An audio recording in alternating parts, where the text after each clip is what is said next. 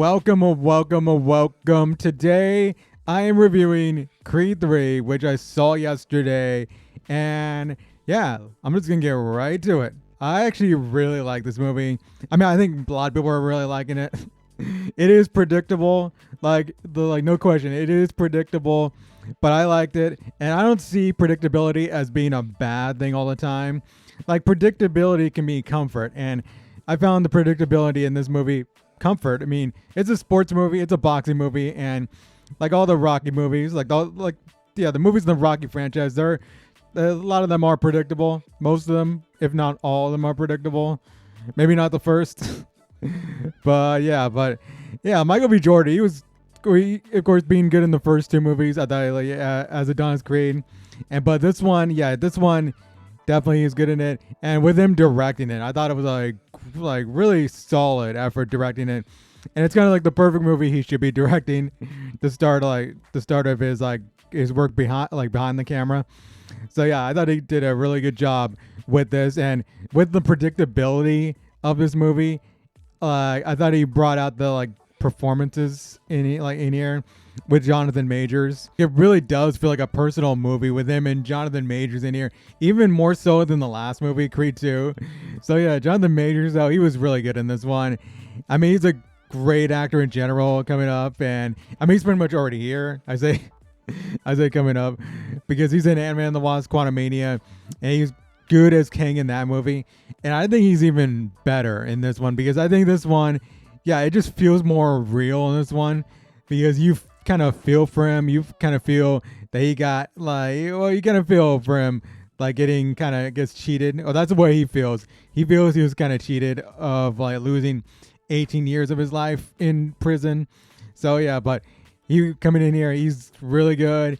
He's actually pretty menacing in this too also.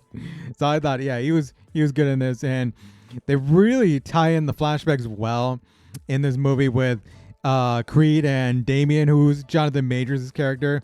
But I think they tie it in well. They make it like a really good story, kind of spread out throughout the movie. So I thought that was cool. And even like the fight in this movie, the final fight, I thought it was pretty creative the way they handled it. Like, it's creative in a way where you haven't really seen this, I don't think, in any Rocky or boxing movie. So I thought that was cool. It was actually really something sort of original in kind of a predictable movie. And of course, Tessa Thompson, always good, whether she's in Lightyear or Thor or anywhere else. I thought she was good. And the daughter, of course, the daughter who was born in the last movie, I thought she was good. She was good. She was cute. She was cute to see in the movie. Her kind of getting into wanting to fight or whatever, or her emulating her father Adonis. I thought that was cool, and they really utilized it well. I think the actress who plays Amara is really deaf, and that's of course Amara's character. Amara is actually deaf in here, and yeah, I thought she was good. I thought she was good in the movie. And I said the predictability in the movie isn't really a problem, but I think there's one small negative of one thing that happens that I didn't feel needed to happen in this movie. And they keyed you in earlier in the movie, very early, and they kind of signaled, oh, this is gonna happen later, and it did. And I don't know, I just didn't really think it was needed for this movie, but it was just there to get some sort of emotion out of that part of the movie. But I just think, man, they could have not had this, and it wouldn't really have changed much in the movie. So yeah, but that's just my opinion. I'll get to it more in spoilers because I'm going to talk spoilers in a bit. But also the thing about this movie, of course, that everyone's talking about before is Sylvester Stallone, because he's not in here as Rocky. And of course, everything that's happened away from the movie, of course, where there's dispute with this movie because I don't think he wanted to take Creed in the direction it did in this movie, and him he's gonna get pushed out of the Rocky franchise too. The studio's gonna kick him to the curb, and I kind of feel for him in that way. But with this movie, I just don't think he was needed. I didn't feel he was needed in this movie. I think him being in it would have probably added something to it, but with what we saw, I just didn't feel it needed him, and I thought it actually did well without him in this one. So yeah, I don't know. That's just my opinion. I know a lot of people probably have a different opinion than me, but I just think Stallone wasn't needed in this. I mean, I love the Rocky franchise. Like, I like Sylvester Stallone. I would welcome him back in a fourth Creed movie if they brought him back. Like, I think that would be cool. But overall, I thought it was a really good movie. I would say it's better than Creed 2. I think it's better because I like Creed 2 also, but this one seemed a little bit more focused in this movie. But I think Creed 1 is still better than this one. I think it's the best of the Creed movies. And Creed's up there with like the first Rocky with me. So it's going to be hard to top that one.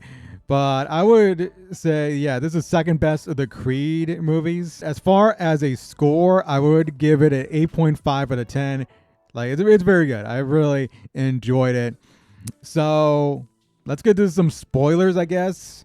So if you've not seen the movie, you better tune away now. So are we set? Are we ready to go with some spoilers? So I mentioned I really liked the final fight and how creative it was. And it was kind of like the middle of the fight where they brought out something that really was kind of original, where they kind of had them fighting, where it kind of turned into almost like a prison, and then it was like an empty stadium.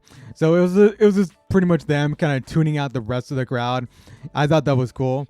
The only problem was, I don't know if it was it's not a big problem with me, but I think once that ended, I thought there was gonna be some fight to go, and then when that part ended, they went to like the 12th and final round, and I was like, whoa, that fight seemed very short for having 12 rounds. But I don't know, maybe it wasn't short. Maybe like I have to watch it again, and maybe I'll actually feel like a normal length. But it's only like a small critique there, but I thought it was cool.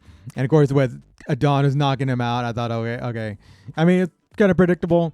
I think the one in the last movie where he fought Drago, I thought like that was kind of unpredictable in a way, where Ivan just threw in the towel. And also the flashbacks were done well in this movie, spread out throughout the movie, and it gives you a sense of what happened between a Dame and Adonis right there. And of course Dame was he was an up and coming boxer. He had dreams and he had aspirations of becoming heavyweight champion. But it was all like he ended up losing 18 years of his life in prison. And showing that scene, it was like, it made you feel for Damien and Adonis, because Adonis goes after that dude and you just don't know at first like why he's going after this dude and starting to like beat him up. But you find out he like abused him in that like foster home or whatever it was. So I thought, okay, it made you feel for both of them, but it also made you like feel bad for Damien in this. And also I mentioned earlier, the one thing I didn't think needed to happen in this movie was Marianne Creed, the mother, dying in the movie. And of course they mentioned earlier that she had a stroke before, and I just knew she was gonna have a stroke again, and she was probably gonna die in here. And when it came up, I was like, okay, man, okay. It's just like, I just didn't think it was needed. I don't know. It just wanted you to feel more sympathy for Adonis in this, and it did. But I just feel like, oh man, I just didn't really need it in the story. But I don't know. I don't know. Maybe it's personal with me because I lost my mother a few years ago. But yeah, it's sad. It's always sad. I just think it wasn't needed, but that's my opinion. And Ricky Collin and Victor Drago being in here, I thought was cool as well. And it was cool because we saw the first the first fight of the movie, the very opening of the movie. We saw him Adonis fight Ricky Collin again and keeping the heavyweight belt. So I thought it was cool. And then he goes into retirement. And he's also tied with Drago. So I thought, okay, they brought Drago back. I thought it was cool. He's sparring with him later before his fight with Damien. So I thought that was cool. And yeah, Damien manipulating too. I thought, okay, that was fascinating. Even though I thought it was predictable with him and like having that dude break Drago's hand. When that dude that turned out to be one of Damien's friends from prison broke Drago's hand, I thought, okay, that was kind of random. I got a feeling Damien probably did something to he probably got this guy or paid this dude off to break Drago's hand. But yeah, it turns out they were friends from prison, so okay. But I thought it was fascinating in manipulating the situation. I thought it was cool. And also we get that scene with Stephen A. Smith down here where Adonis goes on Stephen A. Smith and he's challenging Damien to a fight. And Damien's calling in. I thought that was cool too. And I remember seeing there was a recent the Jake Paul fight where he fought, I forgot his name, Tommy Fury, I think. But they had them both on there, so it was similar to that. Well, I just saw like a couple weeks ago, and I watched like first take a lot, so I thought it was pretty cool to see it in there. And with the training scenes, I thought were cool too, even though some things I thought were maybe a little bit like unrealistic with Adonis pulling a plane. Or is that realistic? I don't know. There's probably somebody who can pull a plane, like the guy who plays a mountain from Game of Thrones. But I feel like with Michael B. Jordan, like he is in great shape. Like the dude is swole as hell, but even with him being in great shape, I don't think he could pull that plane. But I could be wrong though. I could be wrong. I don't know. But the training things were cool. I thought training things were cool. Music was great in this. And yeah, and it was predictable. As I said, it was predictable but enjoyable.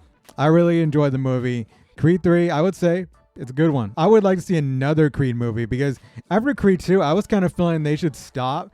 But with Creed 3 here, they kind of give you a path where you could go into Creed 4 and maybe follow Damien, because I think that'd be cool to bring Jonathan Majors back. I mean, I feel like he's going to be back in general. Damien could be trained by Adonis or something like that. We'll see.